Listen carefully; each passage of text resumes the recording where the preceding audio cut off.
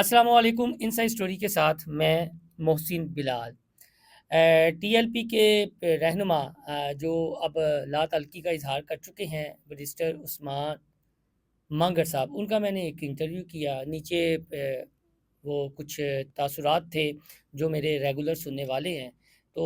اس vlog میں کچھ ایک دو باتیں کروں گا حافظ سعد حسین رضوی کی بہادری کے حوالے سے، کہ جب پی ٹی آئی کا دور تھا اور انہیں پہلی بار گرفتار کیا گیا، تو جو پی ٹی آئی کے کچھ وزراء جیل میں ان سے ملنے گئے، فیض حمید بھی تھے اس وقت، تو کیا باتیں ہوئی، میں اس پر بہت دفعہ بات کر چکا ہوں، لیکن اب چونکہ موقع ایسا ہے کہ اس پر مزید بات کرنے کی ضرورت ہے۔ وجہ یہ ہے کہ اب بھی حافظ سعد رضوی منظر سے تو غائب ہیں۔ تو بریسٹر عثمان مانگٹ ہوں یا کوئی اور ہوں، یا پولیس کے اعلیٰ حکام ہوں، یا حکومتی عہدیدار ہوں، اس وقت یہ باتیں کر رہے ہیں کہ اگر کوئی انسانی جانوں کی ڈھال بنا لے تو پھر حکومت کیا کرے، انہیں خود سرنڈر کر دینا چاہیے۔ اور پھر کوئی یہ کہہ رہا ہے کہ وہ بھگورے ہیں، وہ موٹر سائیکل پر بیٹھ کر فرار ہو گئے اپنے کارکنان کو بیچ چوراہے چھوڑ کر۔ تو اس پر میں نے بات کرنی ہے، تب کیا حالات تھے اور اب کیا حالات تھے، یہ میرا اپنا اس میں انالیسز ہے۔ اس پر آپ اپنا فیڈ بیک بھی دیجیے گا، اور اختلاف رائے کرنا آپ کا حق ہے، اور آپ کو پتہ ہے کہ میں اختلاف رائے جو کرتا ہے میں بالکل بھی برا نہیں مناتا، بلکہ میں کوشش کرتا ہوں کہ مہذب انداز میں جواب دیا جائے۔ ہاں، کچھ ایک ایسے ہیں جن کا مجھے پتہ ہے کہ اس جماعت سے ان کا تعلق نہیں ہے، لیکن وہ تیلی لگانے کی بات کرتے ہیں، تو پھر بندہ تھوڑا سا ری ایکشن دینے پر مجبور ہو جاتا ہے۔ دیکھیں، جب پی ٹی آئی کے دور میں حافظ سعد حسین رضوی گرفتار ہوئے تھے، تو تب آپ یہ کہہ لیں کہ ابھی تقریباً 1 سال ہوا تھا علامہ خادم حسین رضوی کو وفات پائے، اور ان کی پہلی جو برسی تھی، اس برسی پر جو جمع غفیر تھا، جو جوش و خروش تھا، جو ان پر ذمہ داری تھی، جو اعتماد کیا گیا تھا، وہ اعتماد پر پورا اترنا چاہتے تھے، اور پھر فرانس والا معاملہ تھا، اور وہ جو معاہدہ ہوا تھا وہ علامہ خادم حسین رضوی کی موجودگی میں ہوا تھا۔ بعد میں انہیں زندگی نے اتنی مہلت نہ دی، تو اس عزم کا انہوں نے ادا کرنا تھا اور حکومت کو الٹیمیٹم دیا تھا، جبکہ اس سے پہلے وہ جنرل فیض والا معاملہ بھی ہو چکا تھا، کہ جب یہ چیرنگ کراس پر دھرنا تھا تو جنرل فیض نے کہا تھا جی کہ ہم بون دیں گے، تو انہوں نے کہا ٹھیک ہے، ہمیں بون دیں، اور لبیک کے نعرے لگے۔ علامہ خادم حسین رضوی کا ٹویٹر اکاؤنٹ بھی بند کر دیا گیا، جو آج تک نہیں کھلا، اور اس وقت کے D G I S P R lieutenant general Asif Ghafoor صاحب جو ہے وہ میڈیا پر آئے اور انہوں نے اپنا موقف دیا، اس سے پہلے کہ حکومتی وزراء اس حوالے سے بات کرتے وہ آئے تھے۔ چونکہ پروجیکٹ عمران خان جن کا تھا وہ سب کو معلوم ہے، تو عمران خان کے لیے انہوں نے سارے راستے صاف کرنے کی کوشش کی تھی، اور جو بھی عمران خان کے راستے میں رکاوٹ تھا، کوشش یہ تھی کہ عمران خان کو کسی قسم کی مذمت کا یا مزاحمت کا سامنا نہ کرنا پڑے۔ نون لیگ کی گرفتاریاں ہو رہی تھیں، نواز شریف جیل میں تھے، پھر شاہدہ خان عباسی ہوں، احسن اقبال ہوں، رانا ثناء اللہ کا بعد میں معاملہ ہو، خواجہ سعد رفیق ہوں، شہباز شریف ہوں، حتیٰ کہ مریم نواز ہوں، تو یہ جو رکاوٹیں ہیں،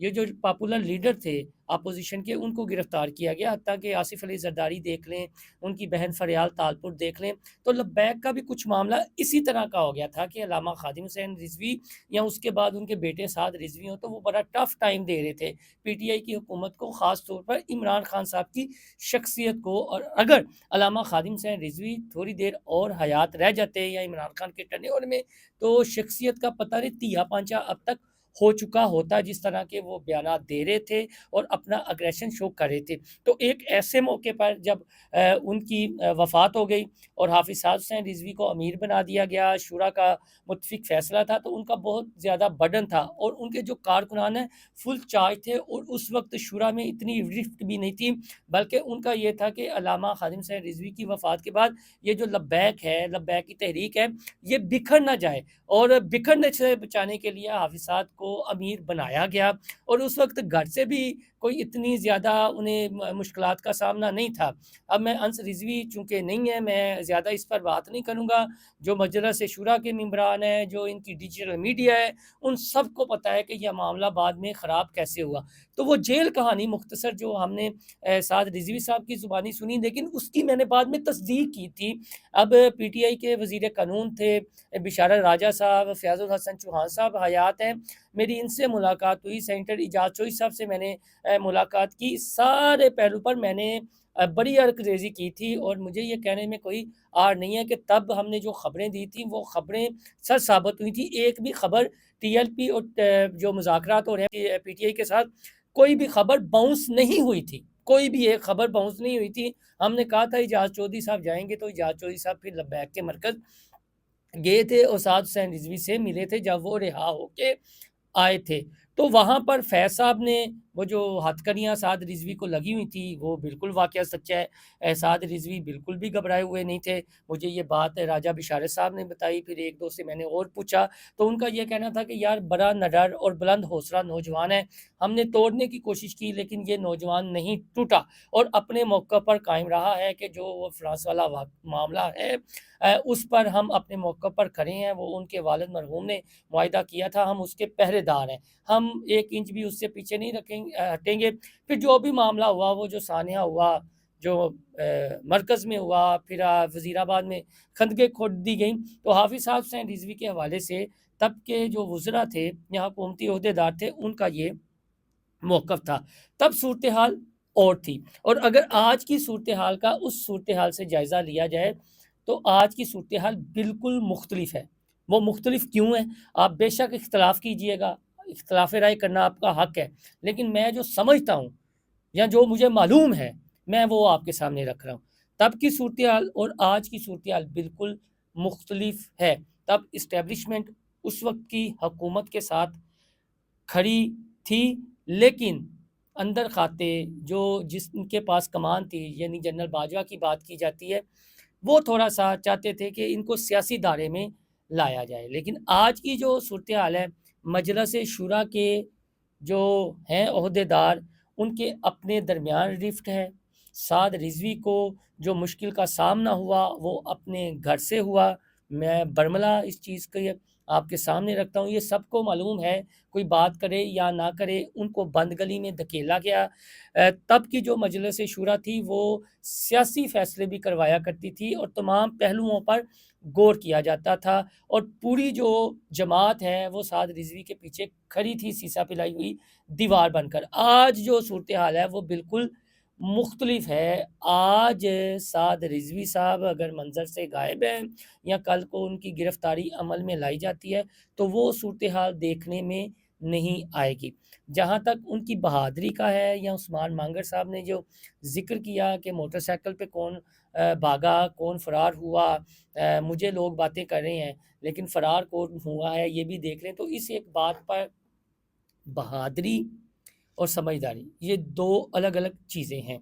میں پھر ریپیٹ کر دیتا ہوں، بہادری اور سمجھداری دو الگ الگ چیزیں ہیں۔ جب ان کا کمبینیشن ہو جاتا ہے، یہ خصوصیات یکجا ہو جاتی ہیں تو وہ بصیرت پر مبنی فیصلے ہوتے ہیں۔ اور یہ جو ثانیہ مرید کے ہیں، یا اس سے پہلے الاقصی مارچ کا فیصلہ تھا جو یہ کہا گیا کہ آپ اپنا وینیو چینج کر لیں، اس میں بہادری تو تھی لیکن بصیرت نہیں تھی، حکمت عملی نہیں تھی، اس میں رفٹ تھی، اس میں ٹریپ کرنے والے کوئی اور عناصر تھے۔ وہ بھی کل کو آپ دیکھیے گا ان میں سے کوئی نہ کوئی وعدہ معاف گواہ بھی بنے گا، نہیں ہم اس سارے میس کا حصہ نہیں تھے، ہم نے تو کوئی بات نہیں کی تھی۔ بہادری حافظ سعد رضوی کی اپنی جگہ، حکمت، سیاسی بصیرت اور پھر ان سب کو یکجا کر کے کوئی فیصلہ کرنا وہ اپنی جگہ۔ تو جو بلنڈر ہوئے ہیں وہ انہیں ٹریپ کروایا گیا۔ میں شروع دن سے یہ بات کر رہا ہوں کہ سعد رضوی ہو سکتا ہے کہ یہ نہ کرنا چاہتے، یہ سٹیپ نہ لینا چاہتے، لیکن یہ سٹیپ ان سے دلوایا گیا۔ انہیں جس نے بھی ٹریپ کیا، انہیں جس نے بھی کہا کہ آپ نکلیں باہر، چاہے اندر کے تھے باہر کے تھے، پھر اس کے بعد جو ڈیجیٹل میڈیا پر آگ لگانے والا کام کیا گیا، تو یہ سارے حالات جو ہیں اب بالکل مختلف ہیں۔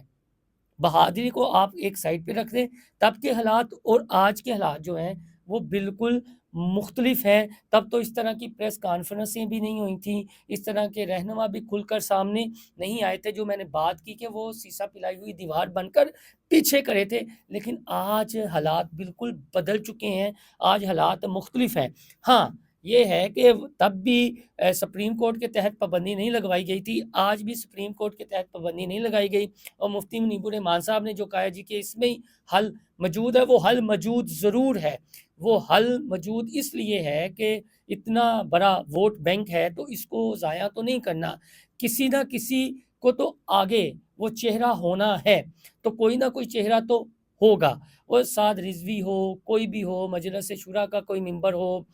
میں تو بات کرتا ہوں ڈاکٹر شفیق امینی صاحب کی، لیکن خوش اسلوبی سے یہ معاملہ حل کرنے کی ضرورت ہے اور ناگزیر ہے، وقت کا تقاضا بھی ہے۔ لیکن آپ اگر تب کی مثالیں دیں اور اب کو نظر انداز کر دیں تو یہ درست تجزیہ نہیں ہوگا۔ تب کے حالات اور آج کے حالات میں زمین و آسمان کا فرق ہے، اور یہ جو ٹریپ ہوئے ہیں، چیزیں ہوئی ہیں، یہ جو اپنی رفٹ ہے، اندر سے ایک پریشانی کا سامنا ہے، وہ بھی ایک ریالٹی ہے، اس سے آپ صرف نظر نہیں کر سکتے، اس سے آنکھیں نہیں چرا سکتے۔ میرا یہ ایک اپنا انالیسز ہے، میری اپنی اس میں ایک رائے ہے، اس رائے سے آپ اختلاف بھی کر سکتے ہیں، کیونکہ انڈیا تک بھی چرچے تھے لبیک کے، بنگلہ دیش تک، پھر اوورسیز کی حد تک، لیکن آج جو سنیریو ہے وہ تیزی سے پولیٹیکل بھی بدل رہا ہے، لہٰذا تب اور اب ان دونوں کو آپ الگ الگ کر کے دیکھ کے پھر آگے کوئی حکمت عملی بنائیں گے، سوچیں گے، تو پھر آپ کے سامنے ساری پکچر کلیئر ہو جائے گی۔ باقی کسی پر غداری کے فتوے لگانے ہیں، کسی کو ڈرپوک کہنا ہے، کسی کو بزدل کہنا ہے، وہ آپ کی اپنی رائے ہے، وہ آپ کے اپنے اختیار میں ہے۔ اس کا فیصلہ بھی چھوڑ دے کون بزدل ہے، کون بہادر ہے، کون غدار ہے، اور کون اس نعرے پر پہرا دے رہا ہے، کون اس نعرے کے ساتھ ڈٹ کر کھڑا ہے۔ اب ان کا موقف یہ ہے کہ لبیک یا رسول اللہ تو ہمارے دل کا نعرہ ہے، اس کے لیے کسی جماعت کی یا کسی رہنما کی پیروی کی ضرورت نہیں ہے۔ ان کے موقف کو بھی سنیں، ہر ایک کو اپنی رائے دینے کا حق حاصل ہے۔ آپ کو یقین نہیں آتا، لیکن یقین مانیں کہ یہ اس بار ٹریپ ہوئے ہیں۔ اللہ حافظ۔